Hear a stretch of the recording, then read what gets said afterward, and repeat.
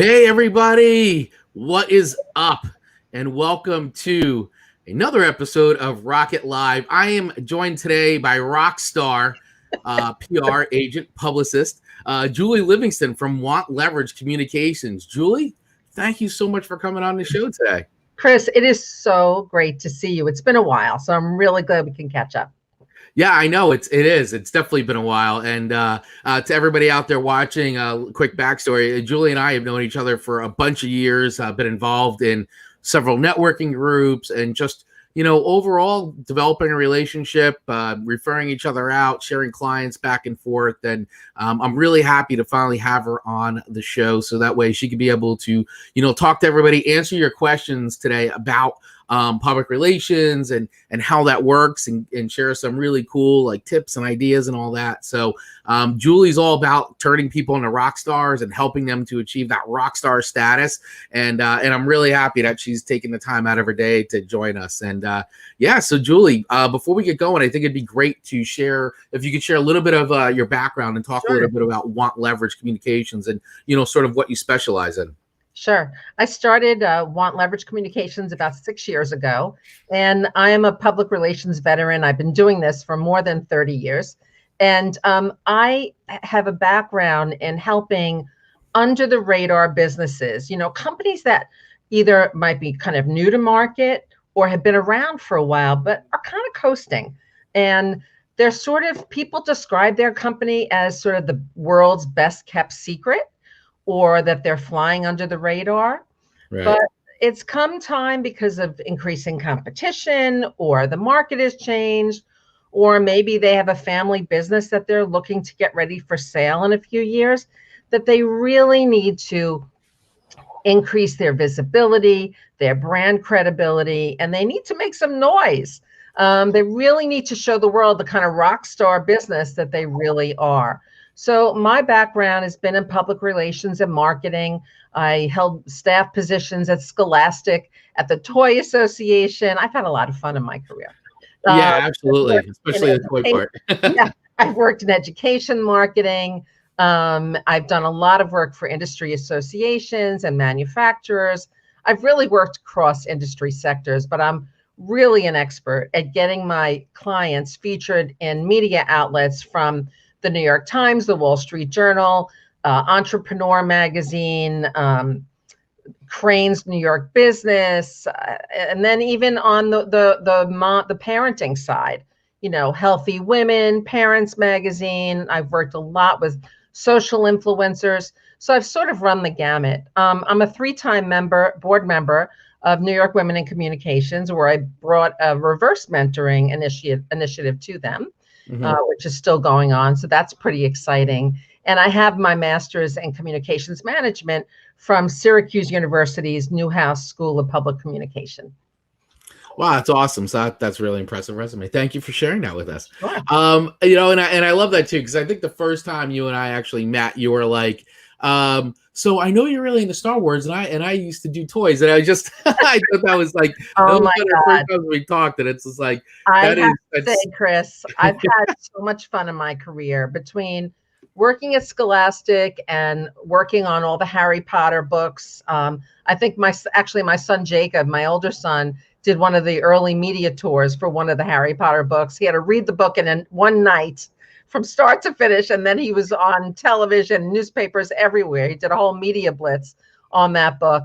I've done millions of toy demonstrations, had so much fun in my career, I have to say, that's why I'm so passionate about it. Well, that's why you do what you do, right? So, I mean, you got to have fun doing it. You got to love what you do. Otherwise, what's the point? I have fun. That's for sure.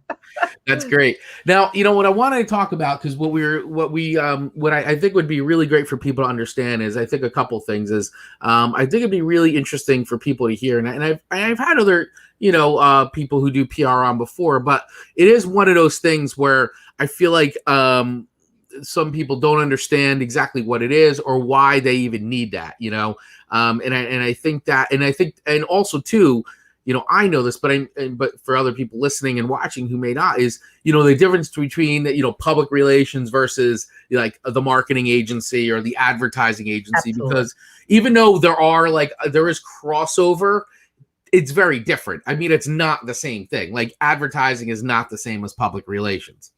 It's not. Yet public relations has really changed a lot over the last 10 years even, but, ever since the internet, really. Right. It's much broader than it used to be. But let me share a little bit about the differences between public relations and advertising. First of all, let's start by saying that public relations is under the marketing umbrella. It's a function of marketing, Right. As is advertising. Public relations is an image building process. It's a way of building an organization's reputation, fan base, and follower base, and really establishing that company as a particular, either a go-to source or the brand of choice in its category.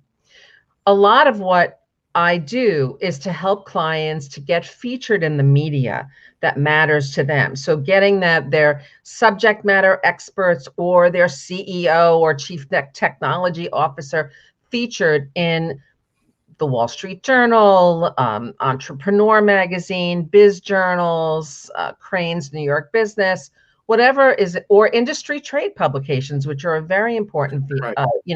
vehicle for many companies to really help them shine. And that's really valuable because it elevates your brand. It brings you up over your competitors. It helps you to outshine your competitors when you're featured, where your company is featured as an expert or as, the brand with the highest quality products and services. And also it elevates you because it's the reporter writing about you. It is unlike advertising in that it's somebody else talking about you and your brand. It's not you writing a paid message that you control and then placing it in a newspaper or magazine. Right. This is really a third party talking about you. Now, we all know today what the importance of online reviews, right? I mean, how many of us just, really vie all the time to get LinkedIn recommendations, Right. Yelp reviews, I mean, we all go to TripAdvisor, Yelp, Yeah. Amazon. I mean, do you buy anything on Amazon without looking at the review? So Yeah, seriously. that's why having other people, aside from those individuals who work for your brand, to talk about you, to tout what you're special at, what makes your brand stand out, is really a very, very powerful marketing tool. Yeah, and I was going to say, so you actually brought up some really interesting points there too, because not only from the traditional outlets that we all know about, from print publications to TV appearances, even radio, things like that, but you also brought up some really good points too about some of the things that you said, like this is really changed with how once the internet came on, so many, and you talked a bit about reviews. Like, I don't think people understand that is, a form of public relations, and that needs to also be more. And so it's like reviews, and then you even see like even what we're doing today, like podcasts are huge. They've exploded, and there's some podcasts with gigantic followings, and you've got series, different video series, online series, things like that, and that all falls under that umbrella of public relations and getting people in front of those audiences, because even though it may be a niche like YouTube show, but that niche YouTube show could be drawing in like thousands upon thousands of viewers, every time they go, and that's a good outlet. Like your podcast, those kinds of niche media platforms are really, that they are going to attract your target customers. So they are actually very, very important part of the marketing mix. And today, we, as public relations professional, I always look for those specialty platforms where my clients can shine, because whether I get them into an industry publication, a podcast that focuses in on their area of expertise or their industry, um, whether I book them with a social media influencer for a paid campaign where their products or services get reviewed, they get demonstrated. I mean, all of that provides you with the content that you can then share across social media platforms. You can take that content and put it on your blog. You can also leverage that content and use it in your marketing materials, your email blasts, even your email signature becomes a marketing tool, a way of enhancing your company's reputation and standing in the industry that it's a part of. Well said, and that's all the stuff that I always talk about, and it is all those little pieces of real estate and things like that you just take for granted, but they are all part of your personal brand and putting yourself out there, and also forms of public relations. So for people who are watching and listen, I think sometimes people get in their head of, well, I've got to be of a certain size or a certain type of business to be able to work with a public relations expert, but really that's a kind of a misnomer, right? I mean, it's not really the size of your business. I mean, what are the signs that someone should be saying, hey, you know what, I really am ready? Or if I've been thinking about it, like what do you recommend? That's a great question. And really, companies of any size can really embark on a public relations program. They can either do it internally or they can hire an expert like me. But here's kind of where to start. And certainly for smaller businesses too, that the tools that we use in PR are kind of accessible to you. First of all, you should have an established business. And I usually say you could be a startup, but you could be a startup organization, but you should have like a real business. You should the product or service you sell has to be available. People have to be able to buy it somehow, whether it's online or at a retail store. So that has to be put in place. Right. You should definitely make sure that you have a website, and you should have some visibility on social media platforms as well. And then you have to kind of figure out, what are your business objectives? What do you want public relations to do for your company over the next 6 months, 12 months? Right. And remembering that PR takes time. So, it takes time to really build your brand story. And we can talk about that in a minute. What makes your company different? What makes it shine? What separates it from brand ABC that operates in the same space? Why should people go to you? Right. And exactly. So it's really a question of identifying your brand story. But let's talk about building. Yeah. So what is that? Yeah. But really, I would start by thinking about that, and then making sure that all of that you really have outlined your key messages. The 2 to 5 statements that you want people to say about, that you want people to think and talk about your company. Because you want to make sure that those statements, those messages, are the same on every platform where they see your brand. So whether it's your website, your social media, your LinkedIn profiles, you want it all to be consistent. Your marketing collateral, your email signature, everything, your YouTube channel, every kind of piece of content that you put out there on behalf of your brand should really dovetail. It should kind of say the same thing and reinforce that messaging over and over and over. You should also have a very clear idea, and I said this earlier, about your competitors. Who are they? Like, who are your real competitors? You have to be realistic. If you've just introduced a soft drink brand, Coca-Cola might be a competitor, but who are your real competitors? Like on a daily basis, it's probably going to be another niche or specialty kind of brand, right? So who are the competitors, and why? What are they doing in marketing? What are they already doing to enhance their reputation and their image, their public image? And how can you perhaps differentiate yourself? Right.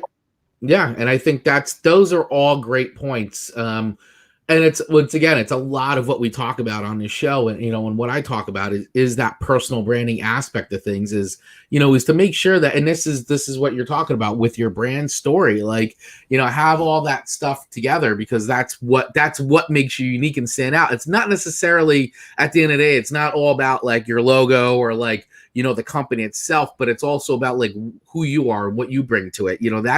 That's uniqueness. That's the memorable part in the hook that people will really remember. Like there's a billion chefs out there. There's a billion authors out there. There's a billion, there's so many people doing what, you do. So what is the thing that really differentiates yourself and puts yourself, makes yourself memorable to, the audience you want to engage with? So I think that's a really key piece of advice that you just gave there. In terms of developing your brand story, that's a process. Yes, it doesn't happen overnight. Marketing materials, they don't come together overnight. It's a process. No.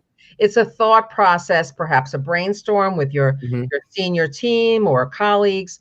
And one of the tips that I like to share with smaller businesses is to really look at their founder story, because oftentimes that, first of all, it adds, it humanizes their brand, their company. Yep. And it's really interesting. People love to hear how businesses got started, right? I mean, I know your founder story, mine. It's really interesting to see how they got there. Yeah. And so I do recommend that somebody in the company interview the founder, just, using a digital recorder, nothing fancy. You can even use one of these video tools like Vidyard or Loom or whatever. Yeah. Just get it down, right? Let's just hear, because you find that when you start to tell your own story, things come out different, right? Different details. Every time. That, right? Things just transpire, and you get more detail.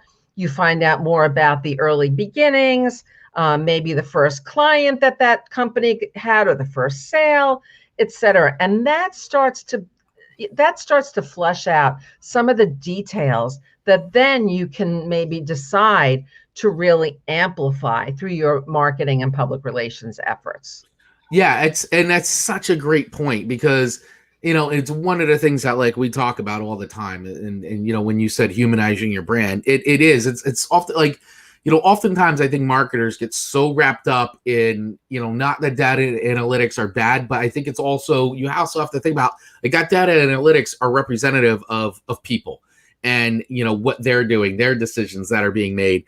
And sometimes it's so easy to overlook the simplest things, like telling a story. Just tell the story.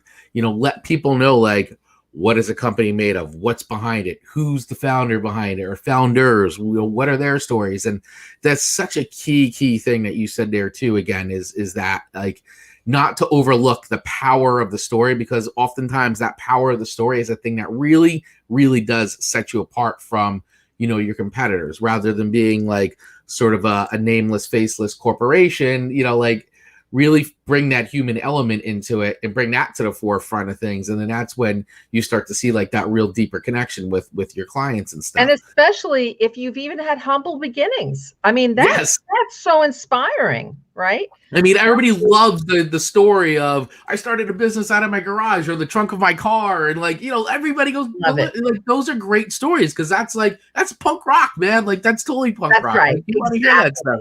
Exactly. I mean, think of all the stories that you read about, that you're attracted to. Oh my gosh, that you read about online or in newspapers, magazines. Those are the stories, honestly.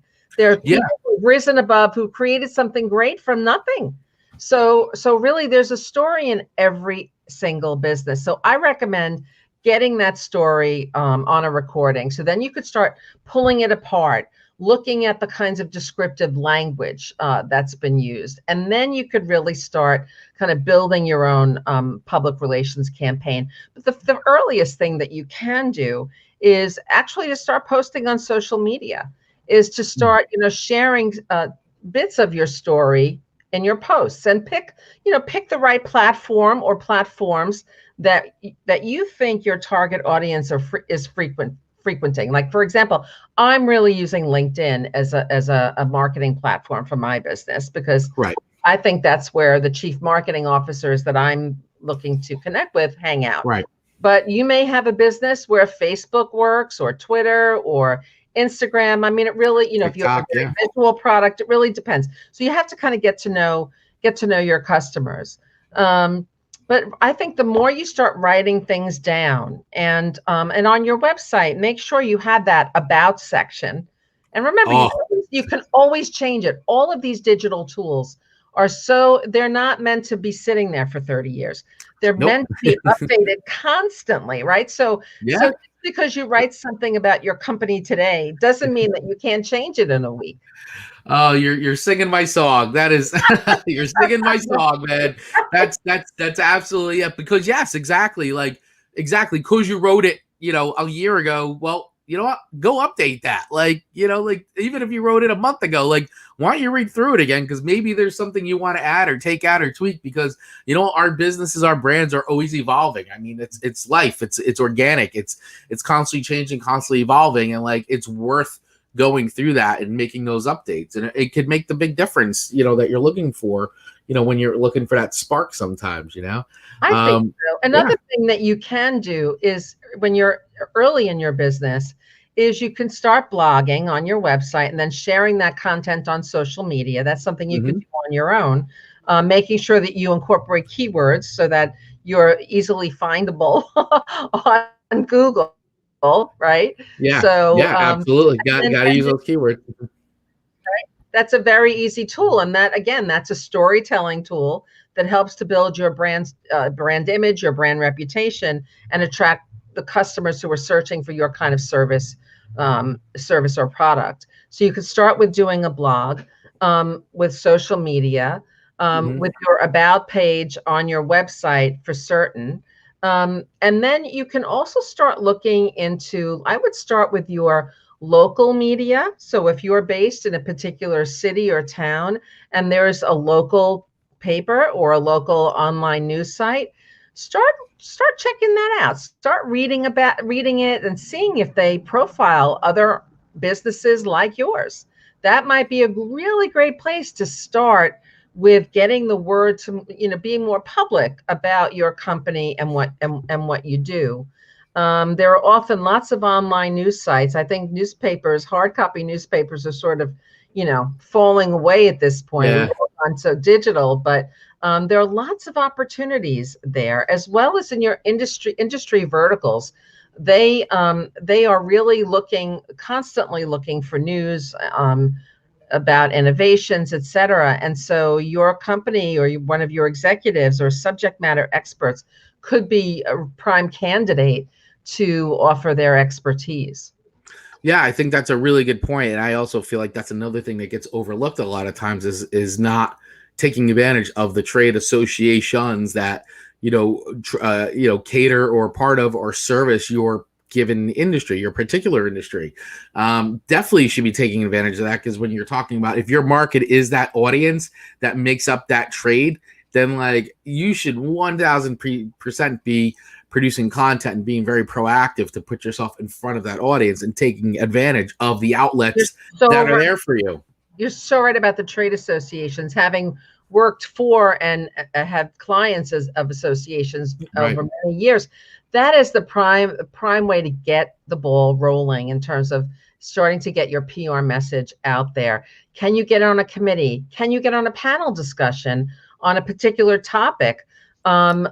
Trade associations are always looking to pump up the volume on their members. They want their members to shine. And so see if there are things that you can do to start to get that ball rolling. And then once you get featured in a program or, a talk or a webinar, you can start promoting that. And that's public relations. Yeah, absolutely. And I think that is really, really useful information, because I think that then talks to, one of the other questions is for somebody who's they are a business owner, or they're a solopreneur, or they may just be in a higher level role where they're how do I get featured? How do I get on a podcast? How do I get on TV? Or how do I get on, my trade associate? How do I get featured in my trade association? And I think you just pretty much answered a lot of that, because it is really about like looking for those opportunities and identifying them. So if it's like, hey, I want to be on, if I'm a chef and I own a restaurant or whatever, like I want to be on, the news, like doing a food demo or something, like, okay, great. Well, so then it's about, so with that kind of a step, it's really about identifying it. Like that person would come to you then, like say, hey, so Julie, I'd love, like, one of my goals is as a chef or, as an author, I wrote this book. Like, I want to be on, the TV to talk about this thing or be featured or do a demo or whatever it is that I do. So, like, their first step would be to talk to somebody like you. Absolutely. And together we'll kind of figure out, well, we'll discuss what their business objectives are. That's at the crux of it. We don't do anything without really understanding, is it to really drive website traffic or signups or to generate sales inquiries, or, whatever else. Right. Right. What's the call to action? We would define that. And then we would build a public relations program that would generate those kinds of results, in the most affordable way possible. But it is a process. Public relations is definitely a process. It's definitely more of a longer term commitment and proposition.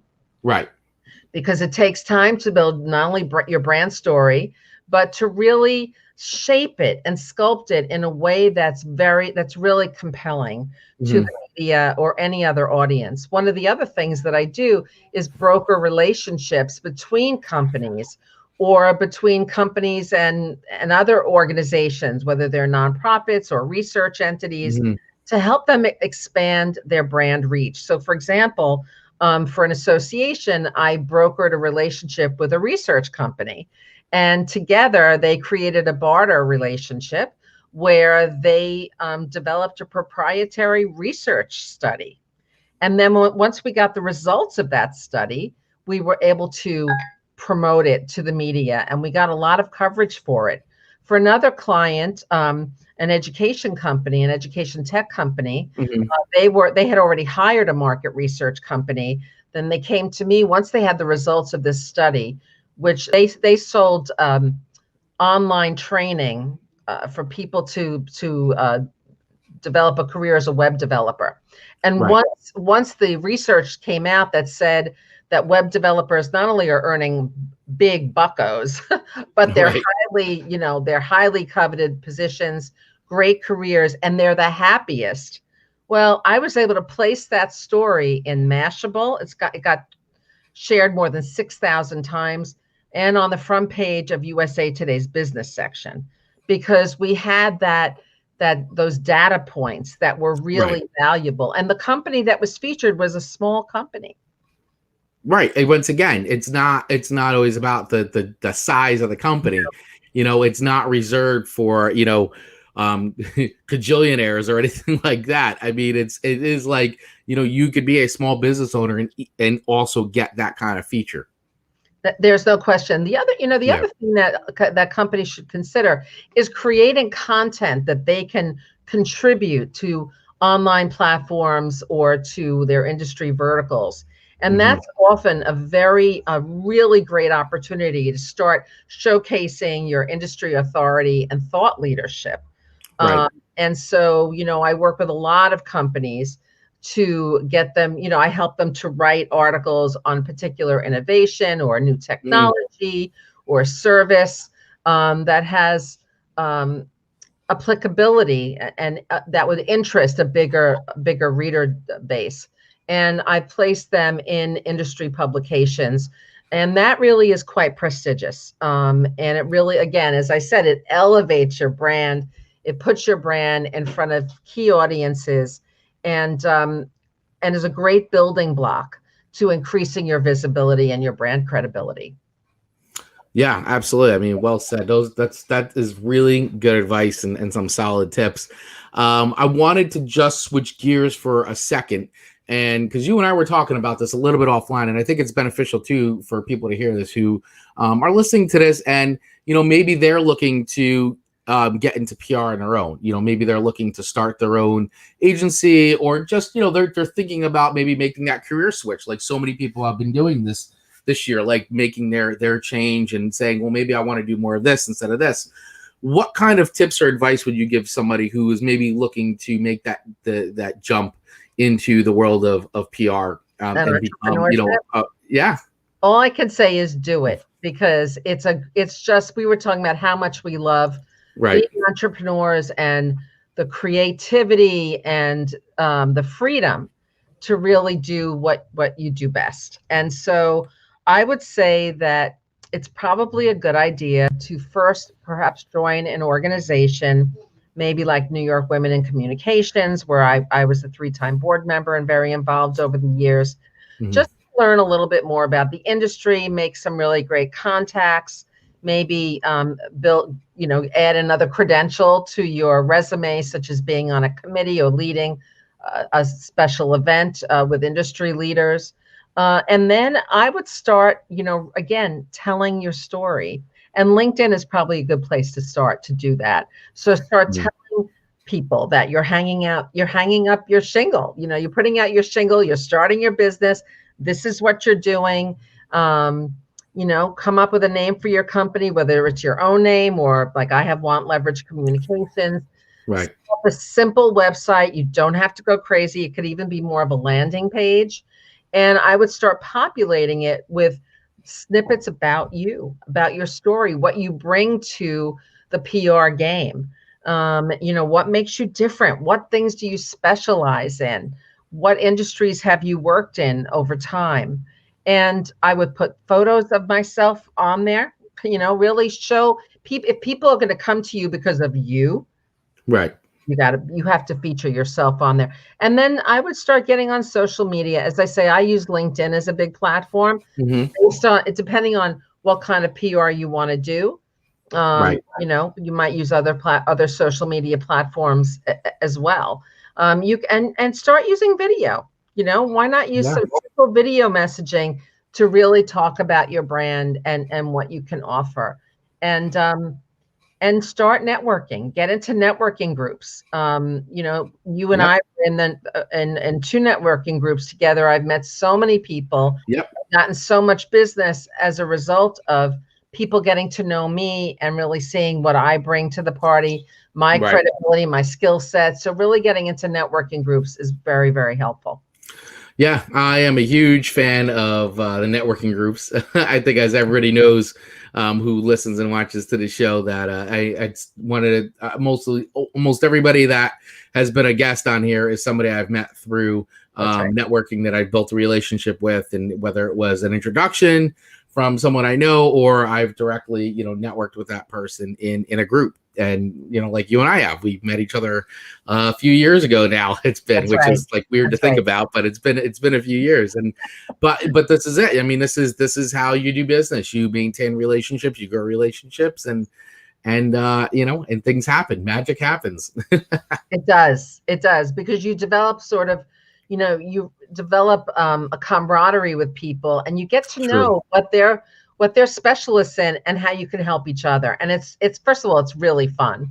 And you know what? It gives you constant practice on delivering your elevator pitch and talking about your business.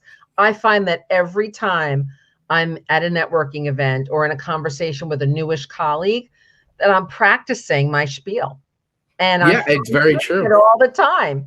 Yeah, I agree with you 100%. Because I mean, even too with I started Rocket Growth Agency. It's been 5 months now, and I've been constantly working on my little elevator pitch, my little 30-second, my 2-minute, all that, and it's completely evolved every single time I do it, as I've been refining it and focusing in. But it really does help, and especially when you have a really good relationship with that person too. They can give you really good feedback as well, which is something, we all need. You need to hear that feedback. So it's very important to keep and maintain those relationships, which also goes to another thing too, which you talked about earlier, which is, creating that content and things like that. And that's also too what helps. This is why it's important to grow your relationships and have your network of people, because as you create content and things like that, you're also engaging them and helping them, to keep yourself top of mind with them. So you're basically helping them to help you. So the more focused you are and the more content you're putting out there, the more they're seeing that and the more relevant you are with your actual network, which means you're more apt to get that maybe warmer introduction or warmer lead to somebody who could be a direct client for you. And it helps. There's no question about it. I'll give you an example. One of my colleagues from New York Women in Communications a number of years ago, we had worked together on committees as volunteer leaders. And then after I started my business, after I started WantLeverage Communications about 6 years ago, she called me and said, Julie, I have this client who I'm working with. They're a nonprofit. They're in the health and wellness space, and they need an expert publicist to help them. They're really under the radar. Nobody really knows about them. They're kind of new. Can you get them into the press? And eventually, and I worked with them for several years. Eventually, I brokered partnerships with Reader's Digest and Healthy Women, and we got them to contribute content on a regular basis, which ultimately drove traffic to their website and social platforms, and really raised their visibility. Yeah, and that's how it's done. That's how it's done. That's how the magic. It's not magic. You got to work it. It is. But when it does happen, it feels like magic. Right. You got to work it to rock it. Yes, there you go. I love that. You got to work it to rock it. I love that. I love that. So you have a before we wrap up, I want to give you the opportunity to plug some stuff. But I know that you have a free downloadable ebook or something like that where people can grab. Where can people grab that? Well, first of all, if you want more information about what I do, go to WantLeverage.com. And when you go there, you'll see a free tip sheet. 7 tips to build industry authority. So if you're a company that's really looking to increase your visibility and your industry leadership, it's a great tip sheet that will give you some ideas of how to move forward to raise your visibility. So go to awesome. WantLeverage.com and you'll see it. Nice. And so a good place to connect with you too is through there or on LinkedIn. I mean, you're active on LinkedIn, right? So excellent. Look forward to it. I love making new connections and helping other people. Awesome. Well, that's great. And thank you so much again for coming on today, Julie, and sharing this awesome information with us. And, thank you once again, everybody who, I say this every time and I really do mean it. Thank you everybody who watches this live, watches the replays, and then listens when it's released as an audio podcast. I hope, you guys find a lot of enjoyment and value out of these interviews I do. I know I do. The reason why I do this show to begin with is to help my friends out, people like Julie and everybody who I featured on the show. I just want to be able to give them a platform so they can be able to tell their stories and be able to share why I think they're a rock star and why they help other people become rock stars as well. So make sure you guys go out there and connect with Julie, hit her up on LinkedIn, visit her on her website, download the free ebook, and have fun with that and learn, connect, ask questions, all that stuff. So, Chris, thank you so much. You are so welcome. I appreciate it. And so before I leave, I always like to say these 3 things: be authentic, be yourself, and always remember to rock it. Yeah. There it is. Rock it.